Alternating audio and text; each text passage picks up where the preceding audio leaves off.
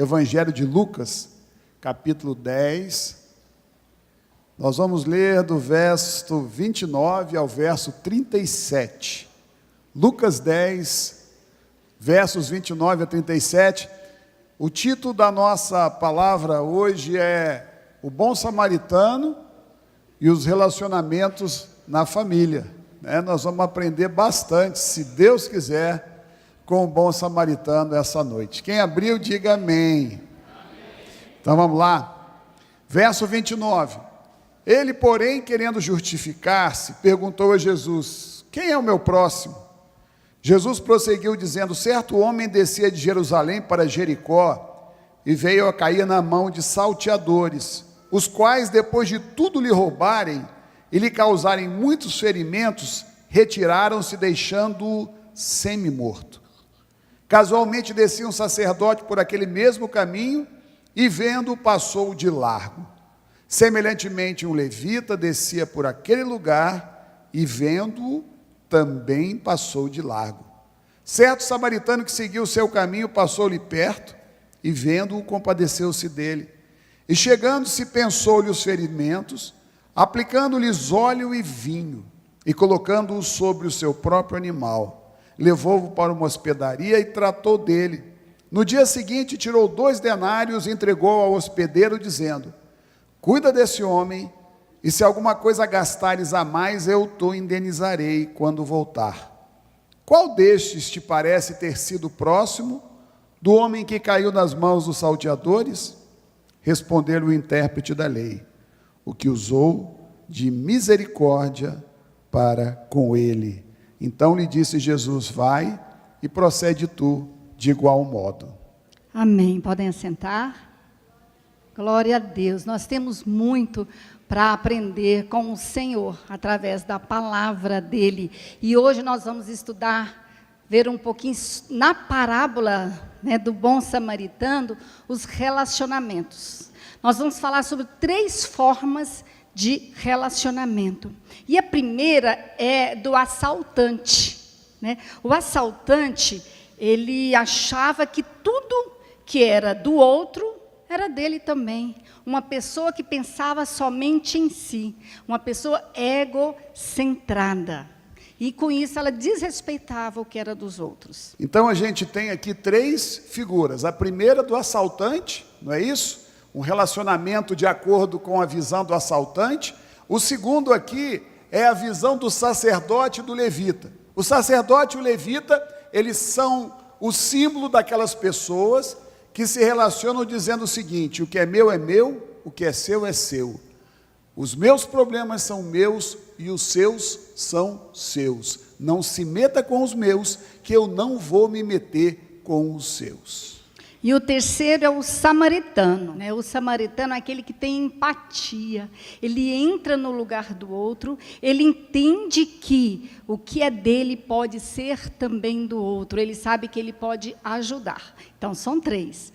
O assaltante, o sacerdote e o samaritano. É importante, então, que você entenda que nós estamos fazendo uma simbologia. 3 formas de nós nos relacionarmos.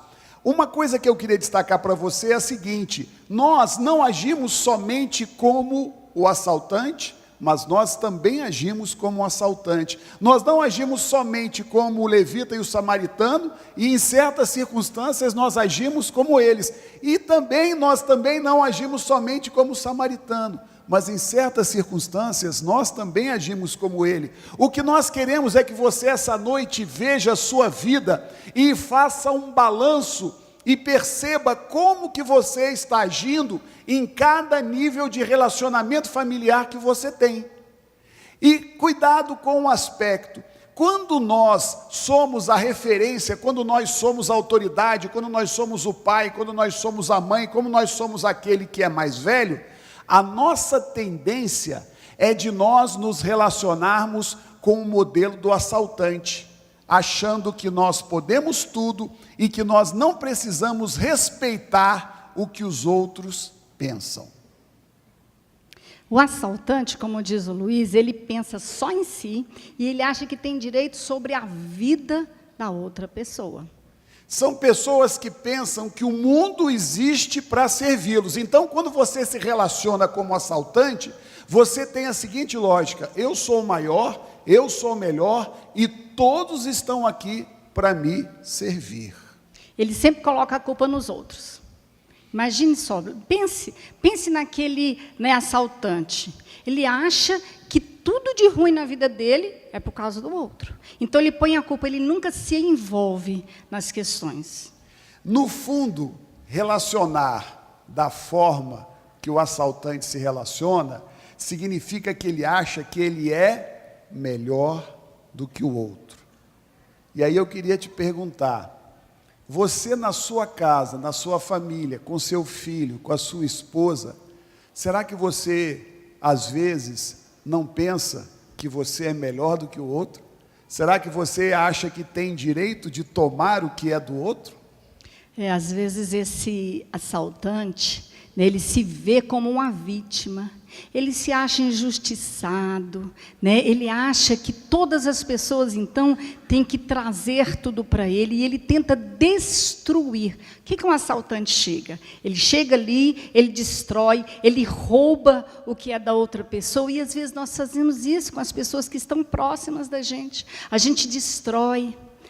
A gente quer só nós mesmos, só nós sermos os grandes, então nós destruímos as pessoas.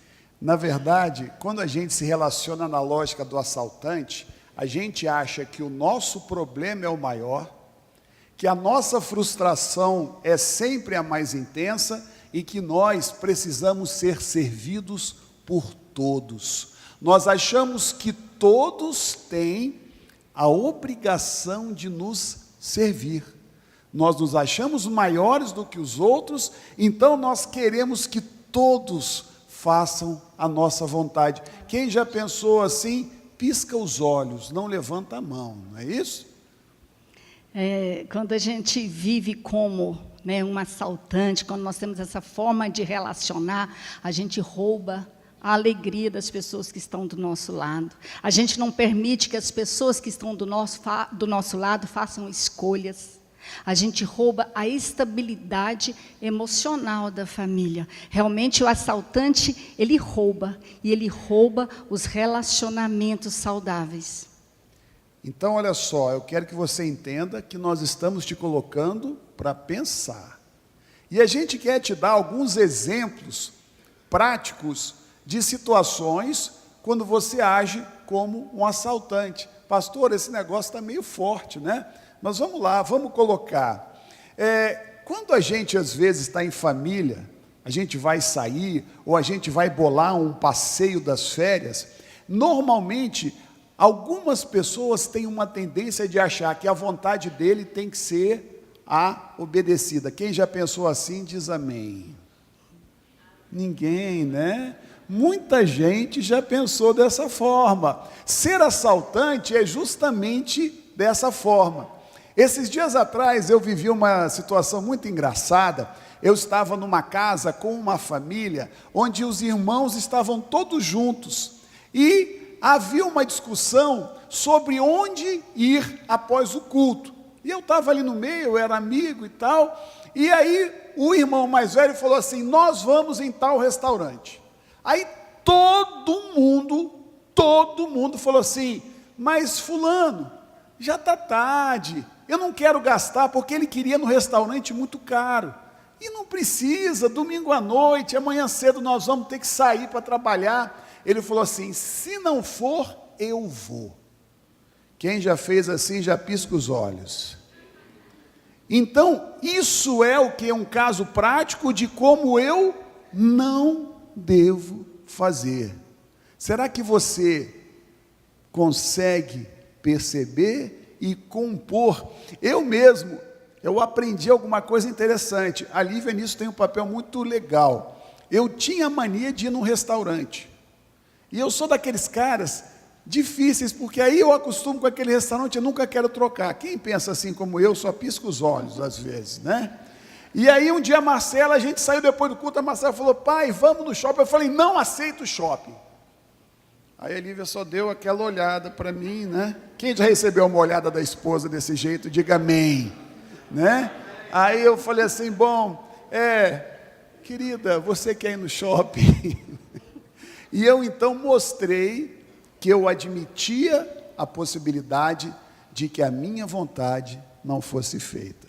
Então a gente está vendo que o assaltante, né, da parábola, a gente aprende com ele o quê? Que ele vive só para satisfazer as suas próprias vontades. Às vezes tem algum pai ou alguma mãe que tem um foco na vida, é o trabalho, às vezes é o ministério, né? Às vezes é ser um empreendedor, e aí todos da família têm que viver em prol do trabalho dele, em prol do ministério. E nós roubamos até, quando nós trabalhamos como assaltantes, nós roubamos até o tempo com a nossa família, porque a gente só pensa no trabalho, em ficar rico, em ser poderoso, em ter sucesso naquela área na minha vida, no trabalho, né? Eu falo no ministério também. Quantas vezes a gente pensa, não, é para Deus, né? Nós estamos fazendo, a família toda tem que vir para cá, mas nós deixamos de ver as necessidades do outro também. Relacionar-se na forma de assaltante também é muito interessante, porque a gente percebe que algumas pessoas vivem expondo as falhas das outras pessoas da família. Você vive falando mal do outro. Você vive destacando, ressaltando o defeito do outro. Na verdade, você às vezes, eu conheço um caso de uma família onde eles ficam ridicularizando até a forma como a pessoa fala e os trejeitos dela. Parece brincadeira, mas no fundo é uma vontade de diminuir o outro. Porque relacionar-se de uma maneira assaltante significa que eu estou preocupado sempre em ser o maior, e eu preciso achar um defeito no outro para que eu possa brilhar. É aquela tese, eu preciso apagar a estrela do outro para que eu cresça. Então esses relacionamentos familiares, nós temos que tomar muito cuidado com a forma como nós estamos vendo as pessoas, porque se o nosso coração só tem a capacidade de perceber os defeitos, isso é sinal de que eu estou com algum problema. Será que você consegue enxergar isso? Será que tem alguma pessoa que você na sua família fala assim, cara, essa pessoa só tem defeito? Deixa eu te falar algo, ninguém só tem defeito. Todas as pessoas têm virtudes. Agora, a escolha sua é o quê? Só ver defeito? Então você está querendo fazer o quê? Eu sou o melhor. Eu lembrei também de uma situação onde aquela pessoa que vive como um assaltante, querendo só para si mesmo, ela sempre muda as regras em casa, em prol dela mesma. Tem um conhecido que o pai de família, eles compraram uma casa num condomínio e dizendo para todos, não, aqui é o melhor lugar, família tem que ficar junto com os vizinhos, interagir, as crianças têm que brincar. Esse foi o ensinamento que aquele homem passou para a sua família. Mas ele agindo como, né, um assaltante, uma pessoa que pensa só nele mesmo, ele teve um problema lá no condomínio com um vizinho. E aí ele não conseguiu resolver esse problema e todos da família viveram debaixo daquele problema. Tiveram que mudar do condomínio porque o pai da família não conseguiu estar ali. Então, por causa das necessidades, das frustrações de uma pessoa, daquele que é a autoridade, como o Luiz falou, mas só que ele tinha uma personalidade relacional de assaltante, ele muda as regras. Imagine como é que ficam os filhos, imagine como é que fica essa família. Toda hora tem que mudar os valores, as coisas que são importantes para cumprir o interesse daquele homem. Então vamos lá. Mais situações onde você age como um assaltante. Uma das coisas que a família mais preza é quando a sua liderança, quando o pai, a mãe, eles demonstram, eles expressam claramente que todas as ações, elas vão trazer para todos o benefício. E eu conheço uma situação que aconteceu alguns anos atrás, que foi muito engraçada. Nós tínhamos um grupo de amigos que sempre se reunia, e no final do ano nós nos reunimos no Natal, e nós percebemos que uma pessoa que era do nosso grupo começou a reclamar, porque aí a gente foi comprar castanha, uva, aí ele falou, nossa, mas esse negócio está caro demais. Nossa, e o cara sempre reclamava do custo da ceia que nós fizemos. Aí nós nos reunimos no Natal e tal, aí nós falamos assim, bom, agora nós vamos fazer uma reunião de passagem de ano, quem topa? Não, vamos ver e tal. Então aquela pessoa estava lá, e a gente ficou até preocupado. Falei, será que o fulano está passando por alguma dificuldade financeira, às vezes a gente não sabe. Passados 2 dias, o cara comprou um carro novo, e chegou lá no meio do grupo, e nós ficamos sabendo que ele assumiu uma prestação muito alta, e que a família havia, a partir daí, sido militarizada. O que é? Todo mundo vestiu farda e ninguém podia gastar nada, porque ele decidiu que era necessário comprar o carro do sonho dele. Todo mundo ficou refém do desejo dele. Isso é agir como assaltante.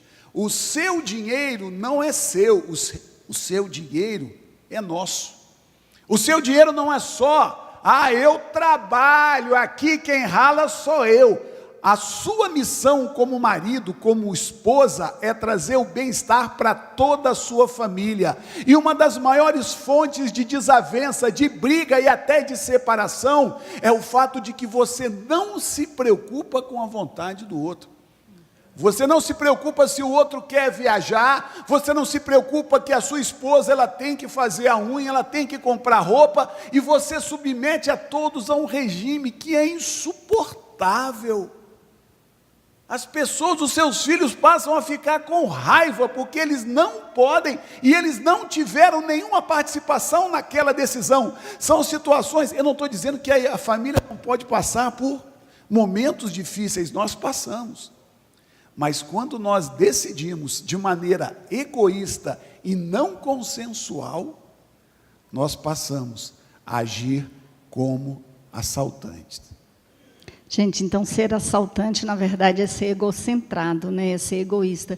E o Luiz falou logo no início, às vezes a gente não é só assaltante, a gente pode andar em todos eles, né? Tanto no assaltante, quanto no sacerdote e no samaritano. Mas nós estamos querendo que você dê uma olhada na sua vida, nos seus relacionamentos. Será que eu estou sendo egoísta, assaltante? Será que eu tenho destruído as pessoas? Porque imagine aquela cena, né? O cara lá na estrada, e vem alguém e rouba, né, as coisas.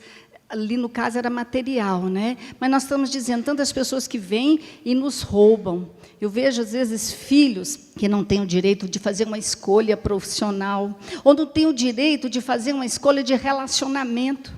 Às vezes nós não aceitamos um relacionamento de um filho nosso, porque a gente acha que aquela pessoa ali não é do nosso nível, né? Ou então, não, aquela profissão não dá certo. Com isso a gente até destrói a autoimagem da pessoa, do nosso filho, do nosso esposo, do nosso irmão, quando a gente desvaloriza as escolhas deles, quando a gente não permite que hajam escolhas, né? Quando nós somos dessa forma assaltantes, nós não permitimos que as pessoas construam capacidade nem de escolher, porque nós é que escolhemos para elas. Às vezes filhos fazem assim com a gente, né? Os meus filhos são adultos, e às vezes se eu faço alguma escolha de alguma coisa que para eles é meio ultrapassado, se eles falam para mim, não, mãe, que mico que você está pagando, assim, não me permite sentir bem, não me permite nem saber que eu tenho capacidades, e às vezes a pessoa vem destruindo a minha autoimagem. O assaltante, ele destrói a gente mesmo. Será que tem pessoas na nossa família que também estão nos assaltando e nós estamos permitindo? Às vezes a gente tem que colocar limite. Às vezes a gente vai deixando as pessoas tirarem da gente as coisas que são importantes e a gente não faz nada, né? Em família nós temos que ver tanto quando nós roubamos dos outros, quando nós precisamos de colocar limites. Muito bom, pastora Lívia, gostei disso. Ser assaltante significa também que, às vezes, eu preciso discernir a maturidade dos meus filhos. Quando eu tenho filhos, eu não posso falar tudo o que eu quero perto deles de uma maneira descuidada e desavisada. Por que eu estou dizendo isso? Porque às vezes você vai fazer um comentário sobre o que você acha de um comportamento do seu irmão, de um comportamento do avô, da avó, do comportamento de um tio, de um sobrinho, e você tem que tomar muito cuidado, porque senão você vai pegar uma criança e vai jogar para ela um comentário onde ela vai assimilar aquilo e ela não vai conseguir respeitar o avô, respeitar a avó, respeitar o tio, ela não vai ser capaz de valorizar o primo. Eu conheço o exemplo de uma família onde o casal, de uma maneira muito pouco cuidadosa, comenta tudo perto dos filhos. Isso cria um desrespeito com o avô, isso cria um desrespeito com os tios, eles não valorizam. Será que você tem esse cuidado de comentar as coisas com comedimento, com cuidado? Porque senão você vai estar dividindo a sua casa. Cuidado com o que você fala para o seu filho. A gente vê a dificuldade de adolescentes com a igreja, porque os pais vivem criticando o pastor, vivem criticando a líder do louvor, vivem criticando a pessoa que cuida dos adolescentes, depois eles querem que esse adolescente queira vir na igreja. Como que isso vai acontecer? Não tem como. Então nós precisamos ter cuidado. Nós não podemos destruir as pessoas, nós não podemos roubar delas o direito de ter uma boa imagem, principalmente porque a imaturidade daquela pessoa não lhe permite enxergar as virtudes, e muitas vezes nós é que somos imaturos e não estamos enxergando a virtude daquela pessoa. O teu irmão tem virtudes, repete comigo, todo mundo tem virtude, fala comigo. De novo, todo mundo tem virtude. Sabe, tem muitas situações que nós fazemos porque nós temos problemas, tem as nossas histórias. Às vezes a gente é assaltante porque a gente se sente injustiçado, como eu falei, a gente tem faltas, a gente tem perdas, mas a gente tem que parar e olhar o outro. Muitas mães ou pais, porque têm necessidades de serem cuidadas, supridas, não permitem que seus filhos se relacionem nos seus casamentos. Né? O menino, por exemplo, casa e a mãe fica ali, né? Não permitindo que ele se relacione com a sua esposa. Quantos jovens que são solteiros porque precisam de estar com a mãe ou com o pai, porque a mãe ou o pai se sente sozinho, porque ficaram viúvos, ou né, alguma situação que aconteceu. Essas mães ou esses pais, eles não estão percebendo que eles estão impedindo o amadurecimento dos seus filhos, impedindo que a vida dos seus filhos continue. Eu conheço uma mulher, ela tem mais de 40, ela deve ter uns 42, 3 anos, ela escolheu, na família dela, não se casar, porque ela estava cuidando da mãe dela. É uma lealdade assim, meio empurrada, né? A mãe era viúva e ela ficou ali, cuidando da mãe. Hoje ela já está com 40 e poucos anos. A mãe também, sem perceber, né, tirou a possibilidade dessa moça de construir a sua história. E hoje, na semana passada, eu estive conversando com ela. A mãe dela, hoje, mais de 90 anos, está com um câncer, está para, né, no final desse câncer. E a mulher, essa moça de 40 anos, está desesperada, porque ela sente assim, que ela deixou toda a vida para cuidar da mãe, e agora a mãe não pode abandoná-la, né? Então houve aí uma situação que, né, do decorrer da vida, que essa filha se sentiu roubada. Eu vejo vários jovens também, homens ou mulheres, que não se casam, porque a mãe está ali cuidando, ou o pai está ali controlando a vida. Isso são famílias que têm relacionamentos de assaltantes. Outra forma muito forte de nós roubarmos as pessoas e as destruirmos é quando nós fazemos da nossa casa um lugar, um ambiente de guerra, de briga, de discórdia. Há casas de pessoas que frequentam a igreja, onde a marca registrada é gritaria, briga, jogar coisas, gritar palavrões. Eu estou falando isso, meu querido, não porque eu quero te condenar, mas porque nós precisamos fazer das nossas casas agências do reino de Deus. Nós somos chamados para ser cidade edificada sobre o monte, nós somos chamados para ser sal, para ser luz. Qual é, eu estou te falando, meu irmão, não para te condenar, mas para você abrir os olhos, qual é o ambiente da sua casa? Se eu chegar para te visitar, eu sei de uma história muito engraçada. Quando eu morava no Rio de Janeiro, tinha uma família lá que eles eram bagunceiros, beberrões, e eles iam num grupo de jovens, sabe? E um dia o pastor foi visitá-los, nunca esqueço dessa história. E eles, realmente assim, o pé estava no mundão. E o pastor chegou de surpresa, num dia, no final da tarde. Quando ele chegou na porta, a música era a pior possível. E estava tendo uma discussão que o palavrão estava rolando solto, aquela coisa do desrespeito. Aí o pastor tocou a campainha. Quando eles viram o pastor, meu irmão, eles só faltaram se esconder. Eu queria te perguntar, qual é o testemunho que o teu vizinho tem da tua casa? E o que você tem ensinado para o seu filho? Qual o exemplo? Quando nossos filhos gritam, você sabe com quem que eles aprenderam a gritar? Repita comigo, fala comigo. Se teu filho grita, ele aprendeu com você. Se teu filho xinga, ele aprendeu com você. Qual é o exemplo? E nós estamos falando, né, não só do relacionamento de pai e filho. Quando a gente vai dando uns exemplos, tenta lembrar da sua história e em outras relações também. Né? Tem uma forma muito destruidora numa família, que é o ressentimento. E muitas pessoas permitem que o ressentimento tome conta da vida delas, e todos têm que ter também esse ressentimento. Se, por exemplo,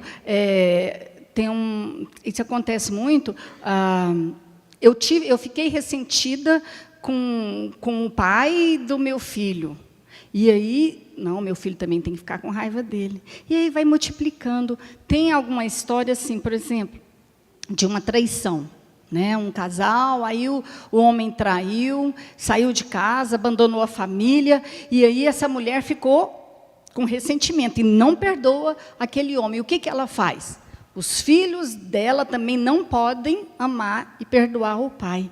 Todos têm que viver naquela cadeia de ressentimento. Isso rouba relacionamentos. Eu não importo se meu filho não vai ter relacionamento com o pai dele, não. O importante é eu sentir suprida. Eu quero ser vingada. Tá? Isso aí é um sentimento de assaltante. Teve uma vez nós vivemos uma história com um amigo nosso, que se casou com uma moça, e essa moça era filha de pais separados. A mãe dela abandonou, sumiu, e aí depois voltou, mas o pai não perdoava aquele relacionamento, não aceitava a mãe se relacionar com a filha.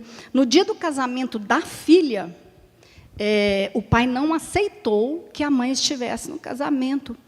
E essa moça, ela amava a mãe. Né? O problema tinha sido entre os pais. Ela amava a mãe, mas não foi aceito. Eu lembro que nesse dia, a gente era de uma igreja que tinha uma galeria. Aí o que a igreja ajudou, né, para ela não sentir tanta dor? A mãe ficou lá em cima na galeria, eles colocaram um papel assim, tampando, que só quem estava da galeria via dentro da igreja. Aí o casamento dela foi desse jeito: a menina entrou, A menina sabia que a mãe estava escondida lá na galeria, porque o pai não aceitava. Então a mãe estava escondida lá na galeria para assistir o casamento da filha. Olha o que aquele homem, aquele pai fez na história, por causa de um ressentimento. Todos tinham que ficar ressentidos também. Olha as perdas nos relacionamentos. Isso aí é a forma de relacionar como assaltante. Outra coisa muito forte que nos leva a nos relacionarmos como assaltantes é quando nós estamos diante da necessidade de uma decisão muito importante e nós não ouvimos Deus falar através do nosso cônjuge, do nosso filho, e nós dizemos para as pessoas: eu sei o que é melhor.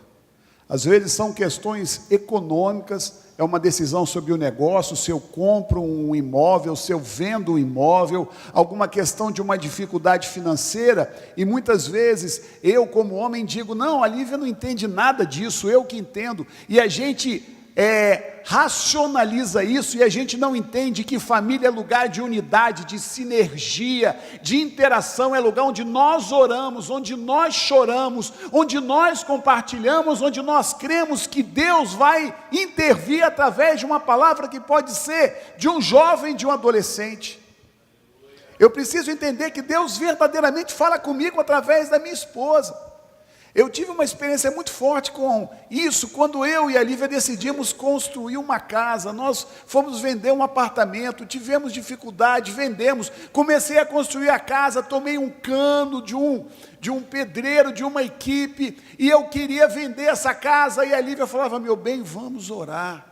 Enquanto eu não sintonizei que ela tinha uma palavra de Deus para mim, eu não conseguia alcançar as coisas.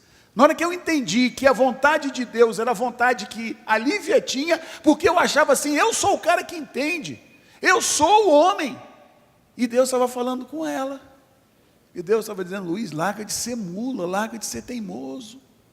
Quem aqui já foi teimoso alguma vez, né? Então pense nisso. Será que você é um assaltante quando você não ouve o seu filho? O seu filho. Eu tenho meus filhos hoje, meu filho tem 27 anos, minha filha tem 29, outra filha tem 25. Hoje eu estou com os ouvidos muito abertos ao que eles falam para mim.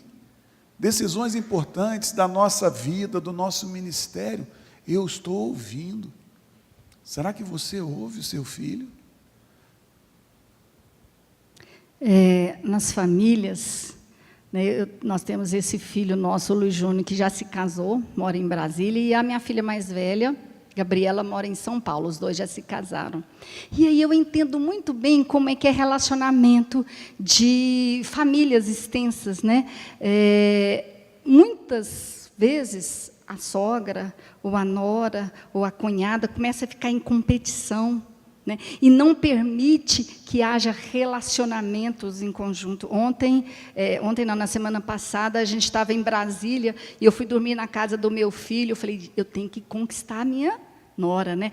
Saí de manhã, fui comprar uma coisa no supermercado de manhã, vi umas flores lindas, né, maravilhosas. Falei: vou comprar e vou levar para minha norinha, né? Vou ali conquistá-la para não ficar distante, porque eu tenho visto eu tenho escutado tantas histórias de cunhadas que ficam chateadas porque ela tirou meu irmão de mim, ela não deixa eu me relacionar com a minha sobrinha, porque ela afasta o cônjuge, o esposo dela, da família de origem.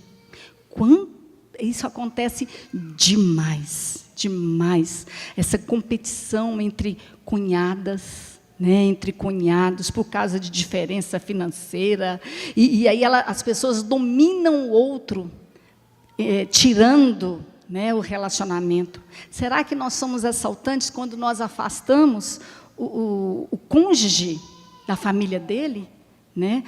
Isso é muito sério, isso traz muita dor na família, isso é ser egocêntrico, é ser assaltante. É importante que a gente saiba que quando a gente é assaltante, a gente não deixa o outro ouvir a voz de Deus. Eu não sei se você já passou por essa experiência, a gente quer dominar. O homem pensa assim, eu sou o cabeça, eu sou o cara. Você é o cabeça, mas Deus fala com a sua esposa. Eu sou a mulher, eu oro. Às vezes as mulheres têm uma visão assim, eu oro, eu jejuo, eu busco a Deus, eu sei o que é melhor para o meu marido. Mulher, Deus fala com seu marido. Deus fala com seu filho. Não roube dele o direito de ouvir a voz de Deus. O segundo tipo de relacionamento que a gente tem é o tipo do sacerdote e do levita. No assaltante, o cara destrói o outro. Ele entra na vida do outro e faz igual um trator. No caso do sacerdote e do levita é diferente. É o seguinte, eu estou no meu quadrado e você no seu. Eu vou cuidar da minha vida e você cuida da sua. Não se mete na minha vida. Quem entendeu, diga amém. O mundo hoje, a lógica dele é essa. Não se mete comigo, você não tem nada a ver comigo. E quando eu leio sobre o cristianismo, quando eu leio a palavra de Deus, eu descubro que eu tenho tudo a ver com a tua vida. Pastor, mas que trem complicado. Meu irmão, em certo aspecto, o cristianismo é muito complicado, ao mesmo tempo é muito simples. Porque eu descubro que eu preciso do outro. Então essa é a lógica do levita. O levita, né, ou o sacerdote, como é que foi? Tinha uma pessoa ferida ali, longe, ele passou ao largo, não quis nem entrar em contato com aquele, porque dá trabalho. Será que nós não fazemos assim? Não quero nem saber qual que é o problema da minha irmã, está passando por problema ali, não quero conversar não, senão vai me dar trabalho, eu vou ter que ajudar financeiramente, às vezes eu vou ter que dar um conselho, então eu não me relaciono. O levita é aquele que tem até um porte de crente, de cristão, de tudo correto, de tudo certinho, mas ele não quer trabalho, ele não quer relacionar. Olha, o levita, ele se afasta. O sacerdote, né, aquele da parábola ali, ele se afasta, porque ele tem preguiça de relacionar. E às vezes ele sabe o que está acontecendo, mas ele faz de conta que não está vendo, ele não quer ver. Será que nós fazemos assim? A gente vai deixando as coisas acontecerem para se resolver? Ah, não, estou vendo que a minha mãe está cheia de problema, não vou nem almoçar lá esse final de semana, porque eu não quero nem saber de aquilo ali, senão eu vou ter que tomar atitude, né? A minha irmã que está tomando conta lá da minha mãe, deixa para lá. Às vezes a minha irmã está com tantos problemas e eu não quero nem saber. Ou o meu cunhado ou a minha cunhada. Muitas vezes eu quero até diminuir, destruir para o meu esposo a imagem da minha cunhada para a gente se afastar.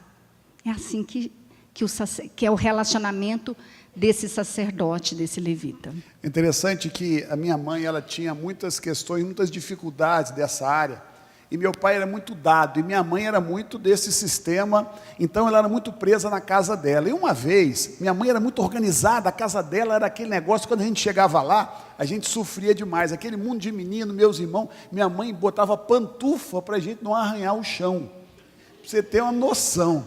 E chegava aquele mundo de menino, aquela bagunça, aquele negócio todo. E minha mãe, um dia, meu pai, queria trazer um pastor de Portugal, para passar 15 dias lá em casa. Meu irmão, minha mãe quase infartou. Porque a minha mãe, ela não queria ser incomodada, mas ela falava assim, não, eu gosto de servir, mas na verdade, ela precisava aprender. Eu falei, mãe, meu pai falava, mãe, deixa eu falar uma coisa para a senhora, aqui ele vai ficar do nosso jeito. Não, porque na verdade ela não queria o quê? Servir. A melhor forma de não ser incomodado é o quê? Não incomodar. Se eu pedir uma colher de açúcar, o que vai acontecer com o outro? Ele vai se sentir no direito de me pedir também. E isso é que é a dinâmica da vida do levita e do sacerdote. O levita, ele quer distância, né? E o levita, o sacerdote, esse tipo de pessoa, ele vive por desempenho, ele tem que ser muito bom. Sempre tem que ser muito bom. A gente se sente muito cobrado. Sabe quando a gente às vezes se sente tão cobrado que a gente percebe que a gente não consegue, a gente se sente culpado. Às vezes isso traz até uma depressão, porque eu nunca consigo alcançar, né, o melhor, porque eu acho que eu sou muito bom. Eu não consigo nem chegar perto daquela pessoa que está ferida, porque eu sou muito bom, né? Só que isso, além de afastar as pessoas uma das outras, nos faz ficar sozinhos e adoecidos. Nós entramos em depressão, em ansiedade, porque nós estamos sempre cobrando de nós mesmos. Isso é o levita. E aí a gente... E, por último, nessa questão do levita e do sacerdote, tem um negócio muito interessante. A gente passa para as pessoas a imagem de um evangelho excludente. Eu não quero me relacionar com as outras pessoas da minha família, mais ainda, eu evito. Eu olho para os meus parentes e falo assim, um mundo de perdido. Quem já sentiu isso? Só levanta o dedinho assim, ó. A Lívia tem um grupo de WhatsApp da família lá dela e tal, e surgem umas coisas ruins, mas ela fala, meu bem, eu tenho que estar lá, porque eu tenho que levar a luz. Então a gente não quer, e pior ainda, a gente evita. A gente passa a imagem de um Deus bonitinho, um Deus que não salva, que não transforma, a gente passa uma imagem falsa de evangelho, a imagem mais farisaica possível. E aí a gente vai falar então agora, finalizando, do samaritano, né? Então a gente falou do assaltante, do levita ou sacerdote, e agora do samaritano. Quem que é o samaritano? O samaritano é aquele que não tem preguiça, não. É aquele que vê a pessoa distante, ele vai ao encontro daquela pessoa e troca de lugar, ela procura entender o que o outro está sentindo. E isso aí é o que Jesus nos ensinou. Gasta tempo, dá trabalho, mas eu entro no lugar do outro, né? Eu procuro saber o que o outro sente. Eu quero deixar uma marca na vida da pessoa. O samaritano, ele deixa aquela marca, tanto que até hoje a gente está falando do bom samaritano, ele deixa a marca na vida do outro. Hoje, até um exemplo simplesinho, eu estou fazendo uma monografia, é um artigo, né, para terminar um curso que eu fiz, e aí, deu 11 horas da manhã, estava escrevendo lá, e deu 11 horas da manhã, minha filha, a Marcela, ligou para mim e falou assim, mãe, eu vou levar aí para casa 4 amigos, o almoço é 12h30, né? 11 horas ela me liga, falando, ó, mãe, eu vou levar uns amigos aí. Primeiro ela perguntou, mãe, o que você está fazendo?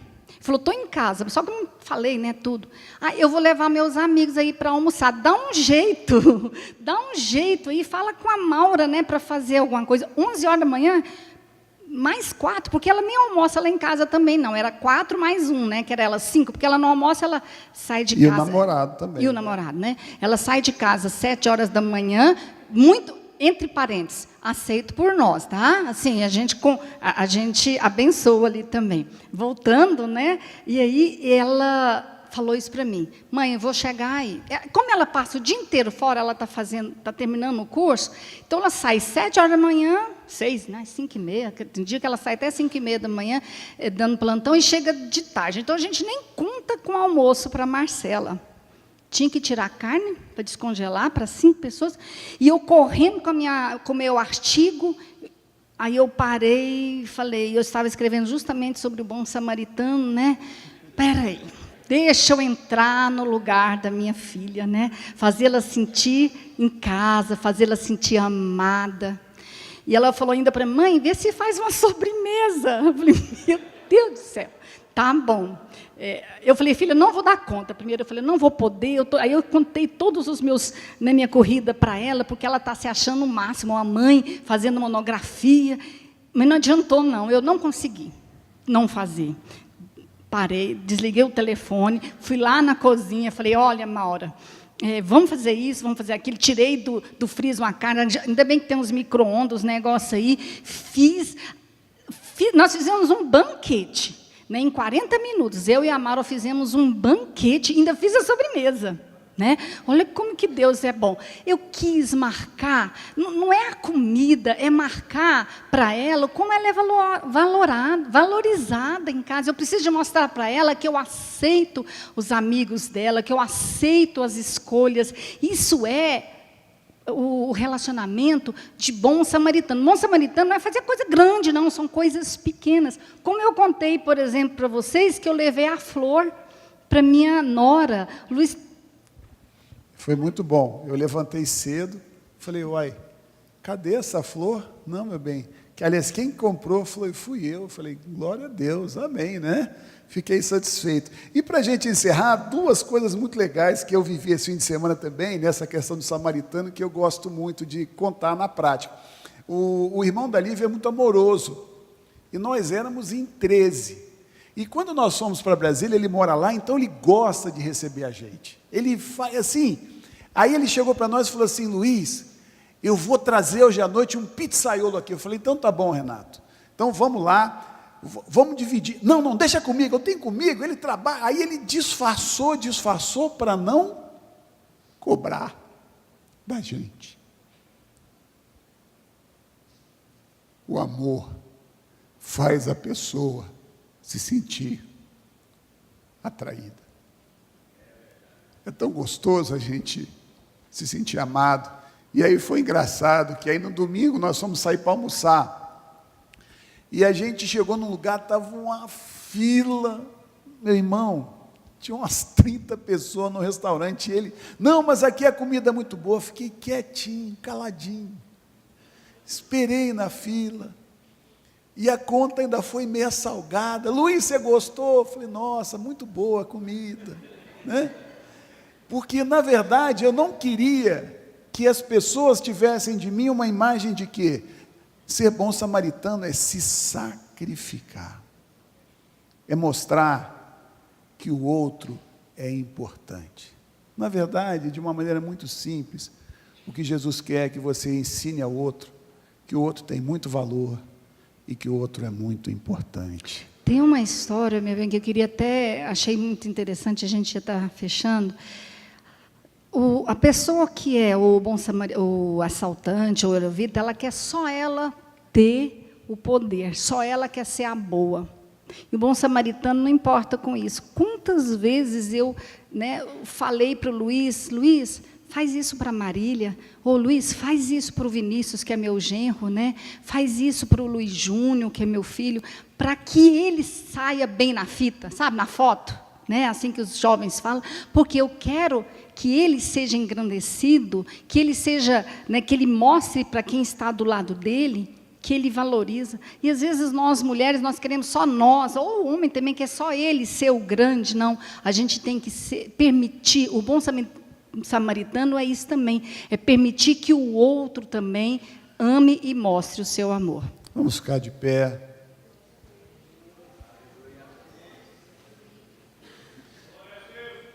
Nós oramos muito para que essa noite fosse uma noite de quebrantamento. E eu queria fazer um convite para você. Eu queria que você agora fechasse os seus olhos e que você descobrisse algo muito importante. Você é luz, é sal, e a tua vida foi criada para atrair as pessoas para Jesus. E diante dessas 3 formas de relacionamento, eu queria que você agora pensasse em que situações você tem sido um assaltante.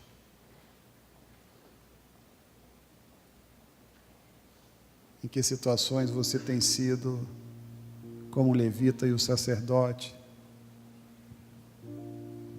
Eu queria te chamar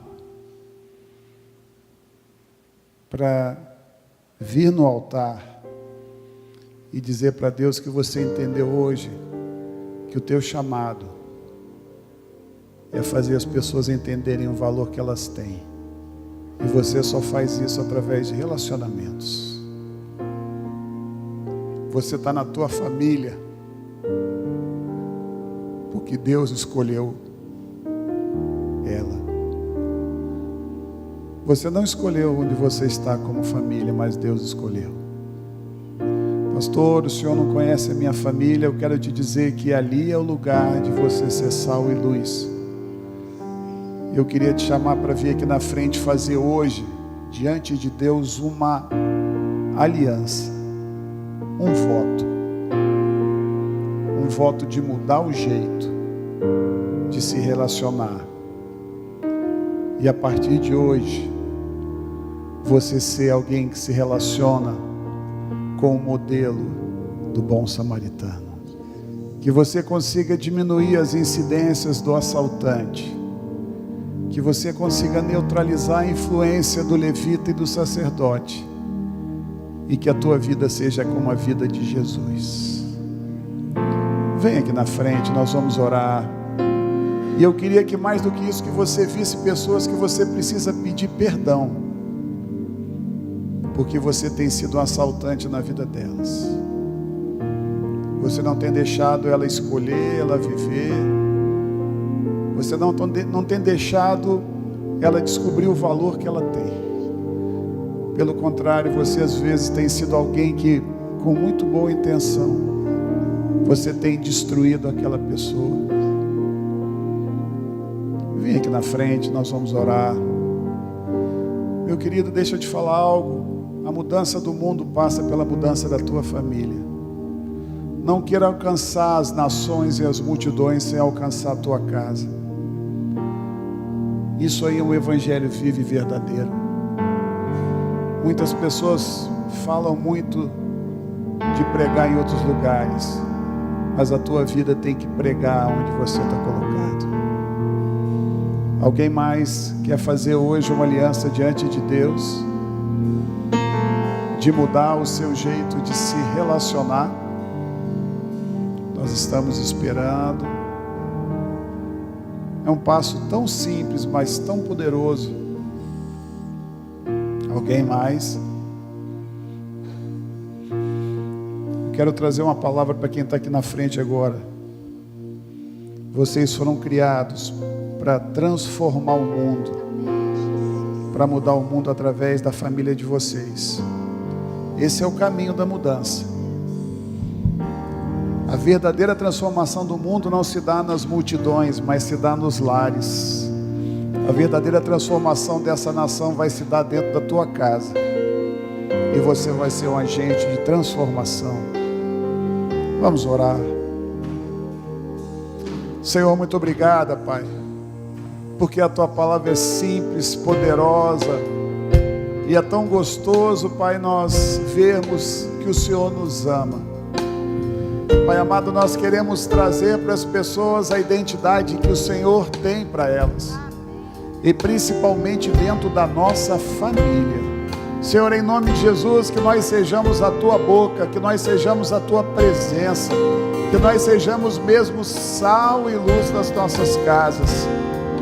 Pai, mas eu quero orar por cada um que está aqui na frente agora. Eu quero declarar uma unção nova, eu quero declarar quebrantamento, eu quero declarar, Pai, o poder do Senhor mudando essas famílias agora, em nome de Jesus. Pai amado, em nome do Senhor Jesus, Pai, quem se dispõe a mudar, quem se dispõe a perdoar, quem se dispõe a investir na família do seu familiar, quem se dispõe a levar o teu amor é abençoado.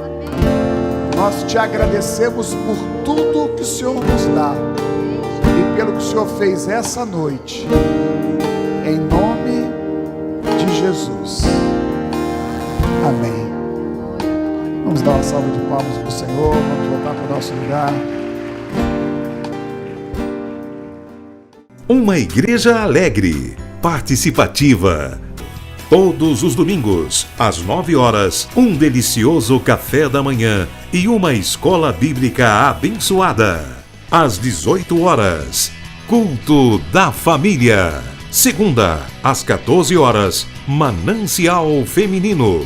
Terça-feira, às 20 horas, Homem de Verdade e Mulher Ideal. Quarta-feira, às 19h40, culto de ensino, além de uma programação semanal para todas as idades. O nosso sonho é expandir o reino de Deus e chegar a todas as nações do planeta Terra. E eu quero convidar você a fazer parte desse grande projeto, que com certeza Deus vai te abençoar.